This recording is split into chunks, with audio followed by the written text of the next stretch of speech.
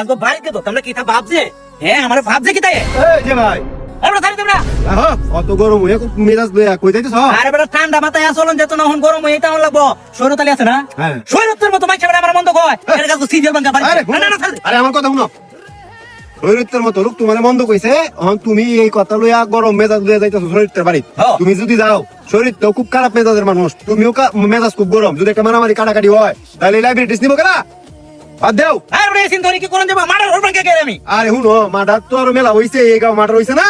মার্ডারে কি ভালো কিছু হয়? এই যে মনে করো তোমার নামে মামলা হয়েছে, তুমি মামলা করছো, এগুলো নিয়ে নেত্র না গেছো, টিয়া পয়সা পুলিশে ভাগচালতে কামাইছে, আইনে লোকে কামাইছে, কিন্তু টিয়া ঠিক আছে কার? কেট্টি দেবে, যত সুন্দর সুন্দর কেট্টি। এই যে মার্ডার মামলা ভাইয়া গতিটা কার হইছে? তোমার হইছে আর সরুতালির হইছে, অন্য কেউ হইছে? শুনো, এইটা চিন্তা করো, মন থেকে যাইলে ফালাই দেও, ফালাই দেয়া তুমি যদি কও আমি লইয়া বই, তোমার লইয়া বই বইয়া একটা আপুষে মিট মীমাংসায় আয়ো, আর ঝগড়াঝাটি করা দরকার নাই, এটাই ভালো হইব। আচ্ছা যাই হোক তোর কথা আমি মানছি কিন্তু সৈরতের দ্বারা আমি দেখতাম না তুই এটার উপর একটা মীমাংসা করে দে আমি করাম, আমি শরীর বাইরে কইলাম না, শরীর বাইরেতে তোমার দ্বারা আয়া আমি আর কি চাই, মাত বললো আমনে, মাত বললো আমি এটা শেষ করাম, তুমি তুমি কও আমারে। আচ্ছা সমস্যা নাই আমার মাথা থেকে মানে শয়তান ঢুকে দিন গে ওহন আর ঝগড়া জাতি যাইতাম না তোর কথা আমি মানছি কারণ বুঝা গেল এটাই যত ঝগড়া জাতি করি মামলা মহদ্দমা করি গ্রামে বই এটা একটা লাস্টে ফিনিশিং হইবই ওই বই।